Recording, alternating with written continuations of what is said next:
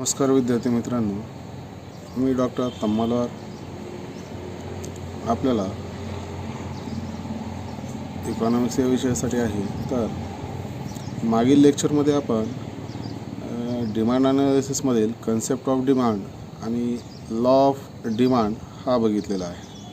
तर या लेक्चरमध्ये आपल्याला इलेक्ट्रिसिटी ऑफ डिमांड हा टॉपिक बघायचा आहे किंवा हा मुद्दा बघायचा आहे. मागच्या लेक्चरमध्ये आपण मागणीचा नियम बघतोय. तर मागणीच्या नियमामध्ये आपल्याला एवढंच कळतं, किमतीच्या व्यस्त दिशेने मागणीत बदल होत असतो. किमतीच्या व्यस्त दिशेने मागणीत बदल होत असतो असं आपण मागणीच्या नियमांमध्ये शिकलेलो आहोत. पण किमतीत किती बदल झाला असता, मागणीत किती प्रमाणात बदल होईल हे यावरून आपल्याला कळत नाही किंवा लक्षात येत नाही असं आपल्याला म्हणता येतं. म्हणजे साधारणतः किमतीत 10% बदल झाला तर मागणीत किती टक्के बदल झाला हे आपल्याला निश्चितपणे मागणीच्या नियमावरून कळत नाही. आणि त्यामुळं या ठिकाणी साधारणतः मागणीची लवचिकता डॉक्टर मार्शल यांनी सांगितलेली आहे. तर डॉक्टर मार्शल यांनी सांगताना त्याने निश्चित असं लक्षात येत नाही म्हणून या ठिकाणी हा मागणीची लवचिकतेचा सिद्धांत मांडलेला आहे. तर मागणीची लवचिकतेचा सिद्धांत या ठिकाणी साधारणतः या पद्धतीचा आहे. त्याची व्याख्या या पद्धतीने केलेली आहे. वस्तूच्या मागणी परिमाणातील बदलाचे किमतीतील बदलाशी असलेले प्रमाण म्हणजे मागणीची लवचिकता होय. पुन्हा एकदा रिपीट करतोय. वस्तूच्या मागणी परिमाणातील बदलाचे किमतीतील बदलाशी असलेले प्रमाण म्हणजे मागणीची लवचिकता होय. आता हा व्याख्येवरून आपल्याला असं लक्षात येतं की किमतीत होणारा बदल व त्यामुळे मागणीत होणारा बदल यांचे प्रमाण या ठिकाणी दिलेलं आहे. म्हणजे किमतीत साधारणतः किती टक्के बदल झाला त्यानुसार मागणीत किती टक्के बदल होतो हे यावरून आपल्याला लक्षात येऊ शकतं असं आपल्याला म्हणता येतं. म्हणून मागणीच्या लवचिकतेचा एक फॉर्म्युला बनतोय, एक सूत्र बनतोय. ते सूत्र या पद्धतीनं आहे. मागणीची लवचिकता बरोबर मागणीतील शेकडा बदल भागिले किमतीतील शेकडा बदल या पद्धतीनं आहे. समजा फॉर एक्झाम्पल आपण असं घेऊ, किमतीतील शेकडा बदल 4% आहे आणि मागणीतील शेकडा बदल 6% आहे. म्हणजे किमतीत शेकडा 4% बदल झालेला आहे आणि मागणीत त्यामुळे या ठिकाणी 6% बदल झालेला आहे. तर मागणीची लवचिकता किती येते, तर आपण सूत्रामध्ये किमती ठेवू. मागणीतील शेकडा बदल किती आहे, 6%. 6 भागिले या ठिकाणी किमतीतील शेकडा बदल किती आहे, 4 भागिले 4 करा. तर आन्सर येईल तुमचं 1.5. मग या ठिकाणी आपल्याला मागणीची लवचिकता या सूत्रावरून कळू शकते असं आपल्याला म्हणता येतं. मग किंमतजन्य लवचिकतेचे प्रकार या ठिकाणी कोणकोणते आहेत किंवा प्राईस इलेक्ट्रिसिटी याचे प्रकार कोणकोणते आहेत, तर साधारणतः याचे 5 मुख्य प्रकार पडलेले आहेत.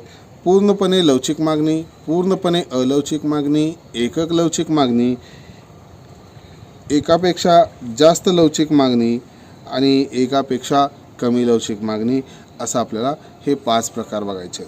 तर पूर्णपणे लवचिक मागणी म्हणजे किमतीत या ठिकाणी किंचितसाही बदल झाला, म्हणजे थोडासाही बदल झाला तर त्यावेळेस मागणीत खूप मोठ्या प्रमाणात या ठिकाणी बदल होणं याला पूर्णपणे लवचिक मागणी असं म्हटलेलं आहे.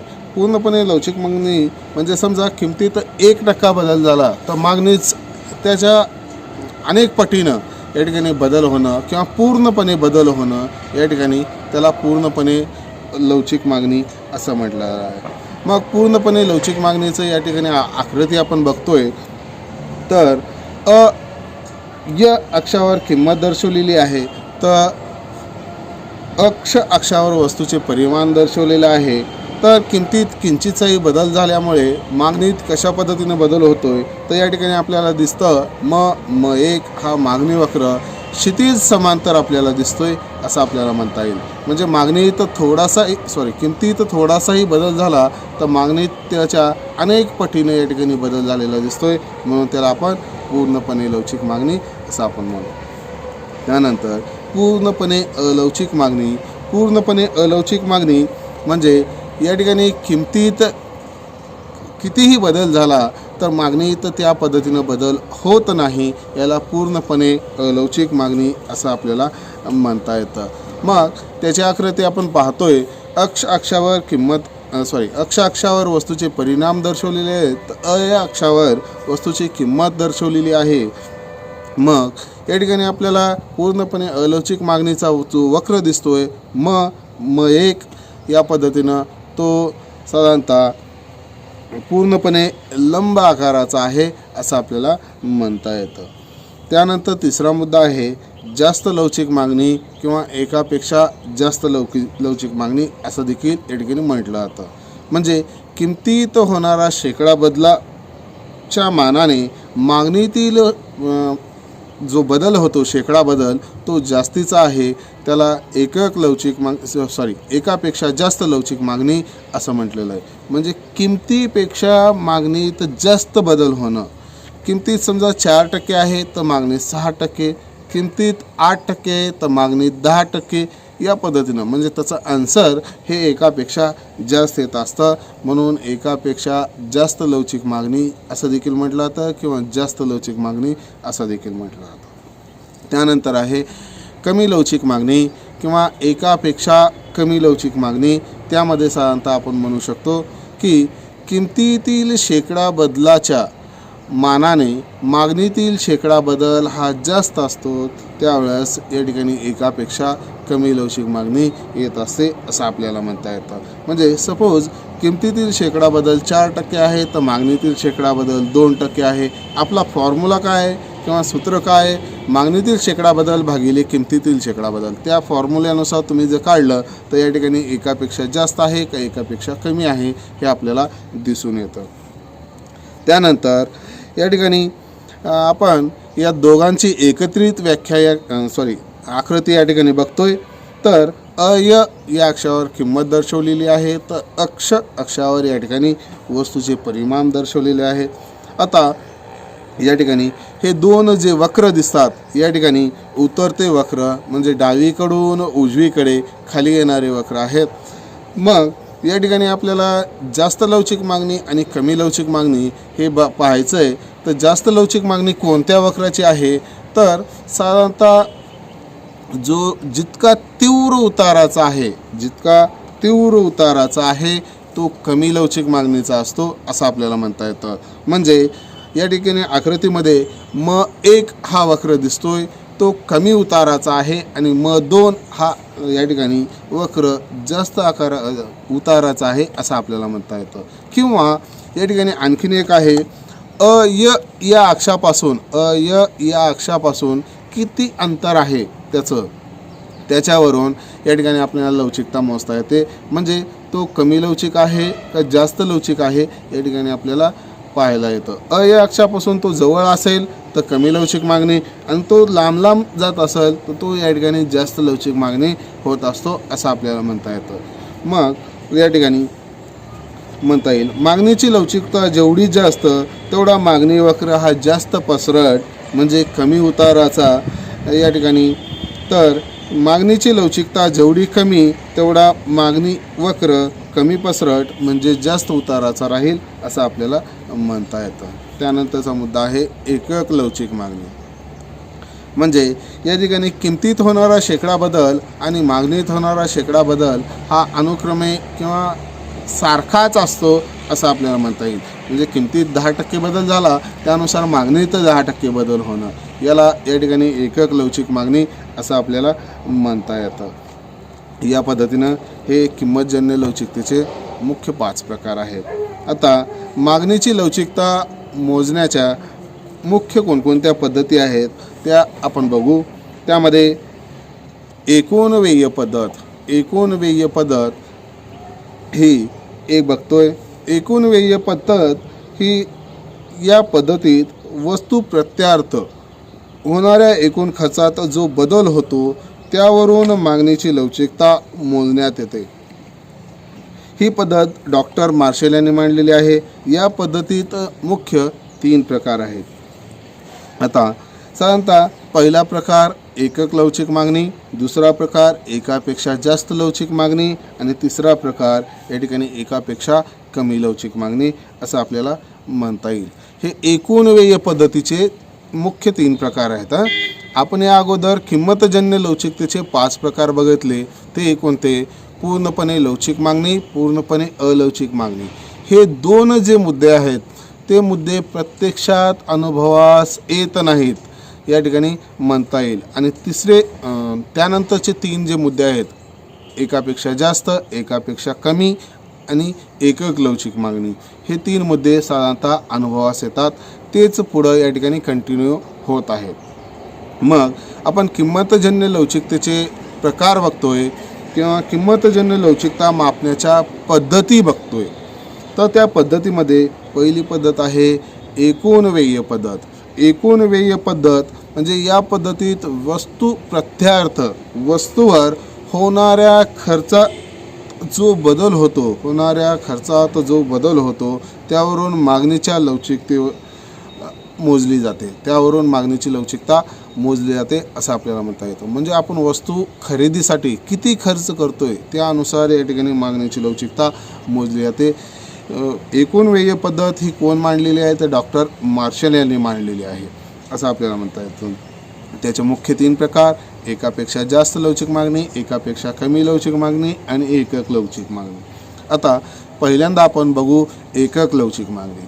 एकक लवचिक मागणी म्हणजे वस्तूच्या किमतीत बदल झाल्यावर मागणीत अशा प्रकारचा बदल होतो की त्या वस्तूवर होणारा खर्च हा एकूण स्थिर राहतो. म्हणजे या ठिकाणी वस्तूच्या किमतीत अशा पद्धतीनं बदल होईल की त्या वस्तूच्या मागणीत अशा प्रकारचा बदल होतो. म्हणजे किमतीत बदल झाला की मागणीत बदल होतो. मग या ठिकाणी किमतीत अशा प्रकारचा बदल होणं की त्यानुसार मागणीत अशा प्रकारचा बदल होतो की त्या वस्तूवर होणारा खर्च हा स्थिरच असतो असं आपल्याला म्हणता येतं. मग आपल्याला वरील उदाहरणावरून या ठिकाणी लक्षात येऊ शकतं. या ठिकाणी वस्तूची किंमत दर्शवलेली आहे 2 रुपये, 3 रुपये आणि 4 रुपये. त्यानंतर वस्तू खरेदीचे परिमाण दर्शवलेले आहेत. म्हणजे 2 रुपये किंमत असताना आपण 12 नगांची खरेदी करतोय, 3 रुपये किंमत असताना 8 नगाची खरेदी करतो आणि त्यानंतर 4 रुपये किंमत असताना 6 नगांची खरेदी करतोय असं आपल्याला म्हणता येतं. आता याच्यावर एकूण खरेदी खर्च किती होतो? तर 2 गुणिले 12, तर या ठिकाणी 24 रुपये खर्च होतो. त्यानंतर 3 रुपये किंमत असताना आपण 8 नगांची खरेदी करतोय, तर या ठिकाणी 8 त्रिक 24 रुपये खर्च झाला. त्यानंतर 4 गुणिले 6 6 24 हा 24 रुपये खर्च. म्हणजे या ठिकाणी किमतीत अशा पद्धतीनं बदल झाला आहे, त्यानुसार मागणीत अशा पद्धतीनं बदल होतो की खर्च स्थिर राहतो. आपला खर्च या ठिकाणी स्थिर राहतो. अगोदर पूर्वीही आपण 24 रुपयाचेच या ठिकाणी वस्तू खरेदी करत होतो, या ठिकाणीही 24 रुपयाचेच वस्तू खरेदी करतोय असं आपल्याला म्हणता येईल. त्याला एकक लवचिक मागणी असं आपण म्हणतो. त्यानंतर दुसरा मुद्दा आहे या ठिकाणी एकापेक्षा जास्त लवचिक मागणी. एकापेक्षा जास्त लवचिक मागणी त्यामध्ये वस्तूच्या किमतीच्या बदलाच्या विरुद्ध दिशेने खर्चात बदल होतो. म्हणजे वस्तूच्या किमतीच्या बदलाच्या वस्तूची किंमत किती बदलली त्याच्या विरुद्ध दिशेने या ठिकाणी खर्चात बदल होतो असं आपल्याला म्हणता येतं. यानुसार या ठिकाणी मागणीची लवचिकता ही एकापेक्षा जास्त येत असते असं आपल्याला म्हणता येईल. फॉर एक्झाम्पल या ठिकाणी देतोय. या ठिकाणी वस्तूची किंमत दर्शवलेली आहे 1 रुपया, 2 रुपये आणि 50 पैसे.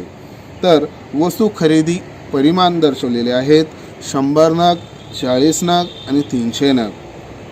आता वस्तूवर होणारा एकूण खर्च आपण बघतोय. तिसरा जो कॉलम आहे त्यामध्ये पहिल्या या ठिकाणी 1 रुपये किंमत असताना तुम्ही 100 नगाची खरेदी करताय, तर त्यावेळेस त्याचा खर्च 100 रुपये होईल.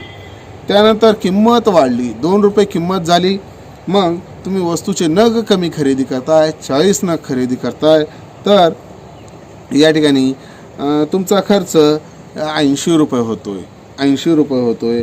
त्यानंतर या ठिकाणी पुन्हा वस्तूची किंमत कमी झाली, 50 पैसे इतकी झाली, त्यावेळेस 300 खरेदी करताय तर तुमचा एकूण खर्च हा 150 रुपये होतोय. तर चौथ्या कॉलममध्ये आपण लवचिकता बरोबर बरोबर या ठिकाणी एकापेक्षा जास्त हे दिसतंय आपल्याला.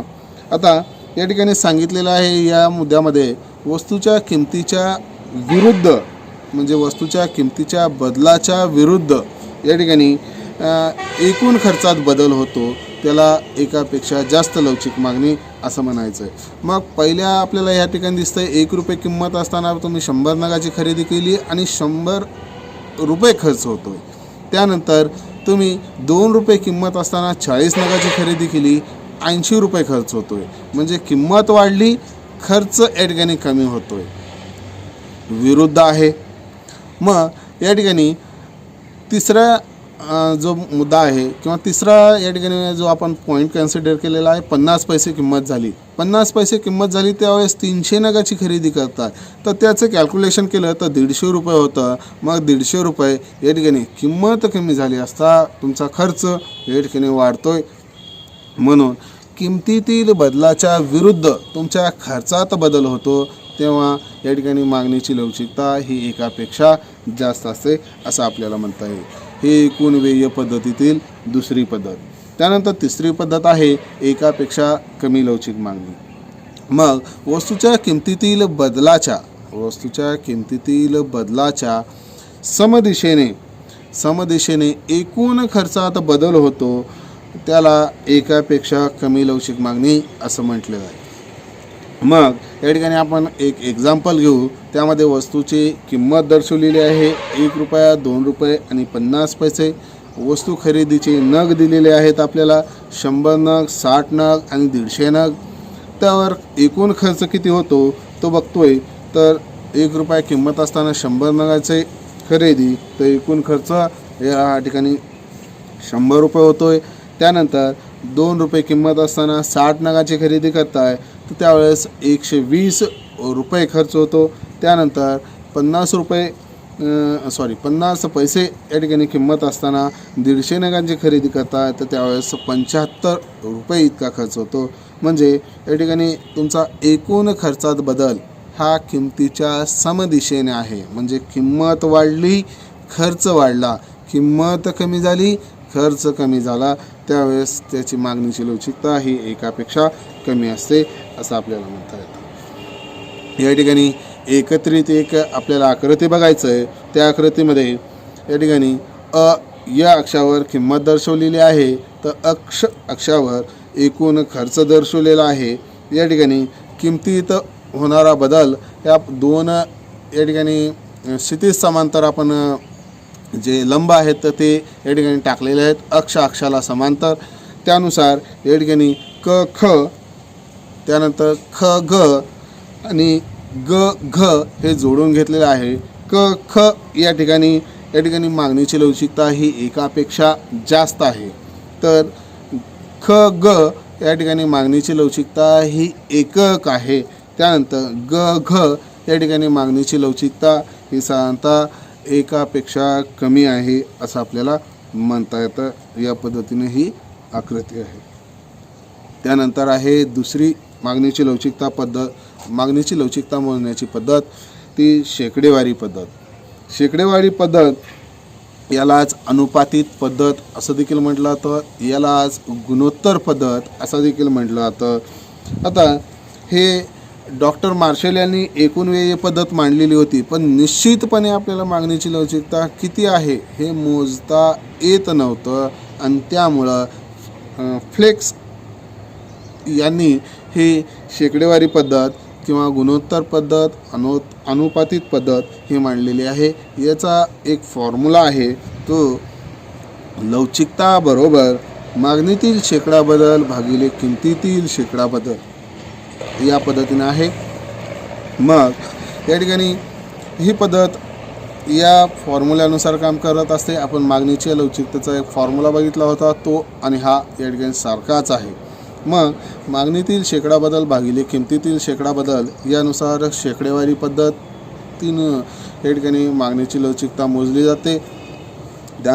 त्यामध्ये देखील हे मुख्य 3 प्रकार पडतात: एकक लवचिक मागणी, एकापेक्षा जास्त लवचिक मागणी, एकापेक्षा कमी लवचिक मागणी। एकक लवचिक मागणी म्हणजे किमतीत शेकडा बदल समजा 10 रुपये आहे तर मागणीत या ठिकाणी शेकडा बदल या ठिकाणी 10च रुपये होणं, याला या ठिकाणी फॉर्म्युल्यामध्ये किमती ठेवल्या तर आन्सर 1 येतं, म्हणून त्या ठिकाणी मागणीतील शेकडा बदल हा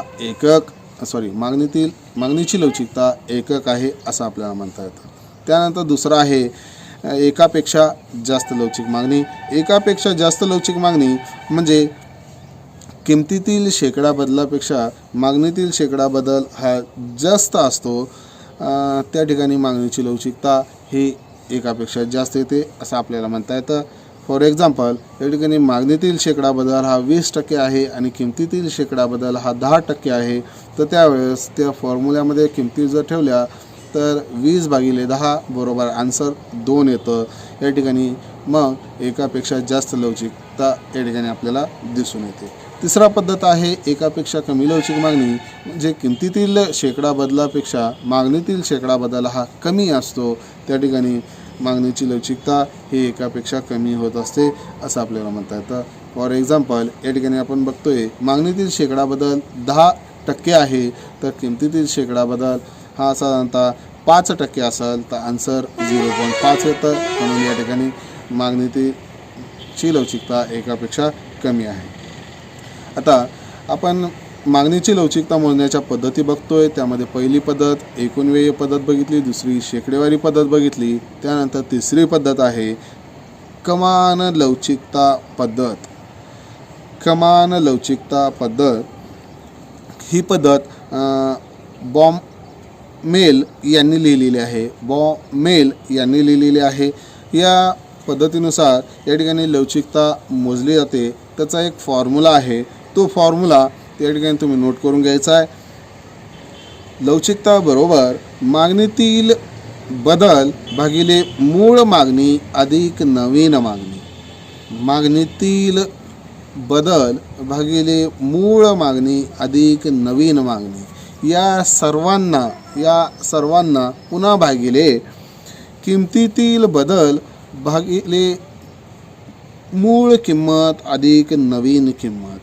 मूळ किंमत अधिक नवीन किंमत या पद्धतीनुसार देखील मागणीची लवचिकता मोजता येते। त्यानंतर आहे चौथी पद्धत सीमांत प्राप्ती पद्धत। सीमांत प्राप्ती म्हणजे एक जादा नग विकल्यामुळे आपल्या प्राप्तीमध्ये किती भर पडते त्याला सीमांत प्राप्ती असं आपण म्हणतोय। म्हणजे सीमांत प्राप्ती काय, आपण एक वस्तू किंवा एक जास्तीचं नग विकल्यामुळे आपल्या प्राप्तीमध्ये या ठिकाणी किती भर पडते याला सीमांत प्राप्ती असं म्हटलेलं आहे असं आपल्याला म्हणता येतं। मग या ठिकाणी किमतीतील बदल झाल्यामुळे सीमांत प्राप्ती 0 होत असेल तर मागणीची लवचिकता एकक समजावी असं आपल्याला म्हणता येईल। म्हणजे किमतीतील बदलामुळे सीमांत प्राप्तीमध्ये भर काहीच पडत नसेल, 0 होत असेल तर त्या ठिकाणी मागणीची लवचिकता ही एकक समजावी असं आपल्याला म्हणता येतं। मग या ठिकाणी किमतीतील बदलामुळे सीमांत प्राप्तीमध्ये या ठिकाणी धनात्मक भर पडत असेल, म्हणजे प्लसमध्ये या ठिकाणी भर पडत असेल तर त्या ठिकाणी एकापेक्षा जास्त लवचिक मागणी असं आपल्याला म्हणता येतं।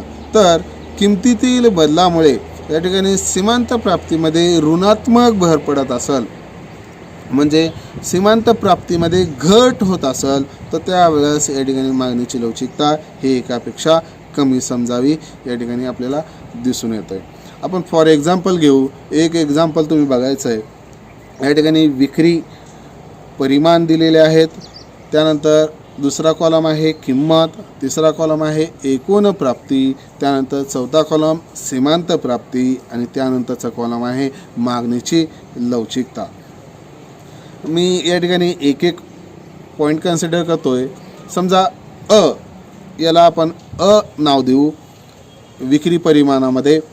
8 नग आणि 10 नग, किंमत 20 रुपये आणि 16 रुपये. ॲज इट इज आपल्या मागणी नियमानुसार आहे.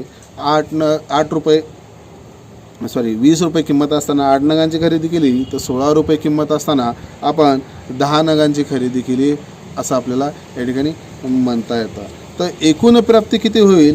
8 गुणिले 20 तर 160 रुपये आणि 10 गुणिले 16 160 रुपये. तर सीमांत प्राप्ती किती झाली तुमची या ठिकाणी? साधारणतः 160 रुपये वजा 160 रुपये. म्हणजे तुम्ही अगोदर 8 नग या ठिकाणी विक्री करत होता, नंतर 10 नगांची विक्री केली. तुमचे सीमांत या ठिकाणी विक्री किती होते? 2 नगाची. हे 2 नग वाढल्यानुसार देखील तुमच्या प्राप्तीमध्ये कुठलाच फरक पडत नाही आहे, कुठलाच फरक पडत नाही. म्हणून या ठिकाणी मागणीची लवचिकता ही एकक आहे असं आपल्याला म्हणता येतं. त्यानंतर दुसरा ब नंबर नाव देऊ. त्यामध्ये 8 नग आणि 10 नग, किंमत 20 रुपये आणि 17 रुपये. मग या ठिकाणी तुमची एकूण प्राप्ती कशी होईल? 8 नग असतील तेव्हा 160 रुपये आणि 17 रुपये किंमत असताना 170 रुपये होईल. तर तुम्ही 8 नग विकत होता तेव्हा 160 रुपये मिळाले आणि नंतर 10 नग विकताय त्यावेळेस तुम्हाला 170 रुपये मिळाले. तर तुमची सीमांत प्राप्ती किती होते? तर या ठिकाणी 170 वजा 160 बरोबर 10. कारण तुम्ही ते जास्तीचे 2 विकल्यामुळे हे 10 रुपये मिळालेले आहेत. याला या ठिकाणी 10 रुपये मिळाले. या ठिकाणी तुमची मागणीची लवचिकता ही धनात्मक आहे, म्हणजे प्लसमध्ये येते. म्हणून एकापेक्षा जास्त लवचिक आहे असं आपल्याला म्हणता येतं. त्यानंतर पुढचा मुद्दा बघतोय क नंबर. 8 नग आणि 10 नग या पद्धतीनं आपले वस्तू परिमाण आहेत आणि किंमत दिलेली आहे 20 रुपये आणि 15 रुपये. म्हणजे तुमचे सीमांत एकूण प्राप्ती किती होते? तर 160 रुपये आणि 150 रुपये. हे 160 रुपये कधी होईल? तर 8 नगांची विक्री केली की 160 रुपये होतील आणि 10 नगांची विक्री केली तर 150 होईल. मग तुम्ही या ठिकाणी अगोदर 8 नग विकत होता तेव्हा 160 रुपये मिळत होते, पण आता 10 नग विकून देखील या ठिकाणी तुम्हाला किती मिळते? तर साधारणतः 150 रुपये. म्हणून तुमच्या सीमांत प्राप्तीमध्ये या ठिकाणी घट होते, एकूण प्राप्तीमध्ये घट होते आणि ती घट ऋणात्मक आहे, -10 येते. त्यावेळेस ती मागणीची लवचिकता ही एकापेक्षा कमी आहे असं आपल्याला म्हणता येतं. ठीक आहे. त्यानंतरचा मुद्दा आहे किंवा मागणीची लवचिकता मोजण्याच्या पद्धतीमध्ये 5वी पद्धत भूमितीय पद्धत किंवा बिंदू पद्धत. भूमितीय पद्धत किंवा बिंदू पद्धत ही केव्हा कामाला येते? ज्यावेळेस किमतीतील बदल किती आहे आणि मागणीतील बदल किती आहे याच्या आकडेवारी आपल्याला दिलेली नसते. आकडेवारी दिलेली नसते, फक्त वक्र दिलेले असतात. यावरून आपल्याला मागणीची लवचिकता किती आहे हे सांगायचं झालं तर या ठिकाणी आपण या भूमितीय पद्धत किंवा बिंदू पद्धतीनुसार आपल्याला सांगता येतं असं म्हणता येईल. ह्या आकृती आपल्याला दिसते. त्या आकृतीमध्ये या अक्षावर किंमत दर्शवलेली आहे, तर अक्षावर वस्तूचे परिमाण दर्शवलेले आहेत. या ठिकाणी न हा मागणी वक्र आहे. हा मागणी वक्र आहे. तर त्यावेळेस या ठिकाणी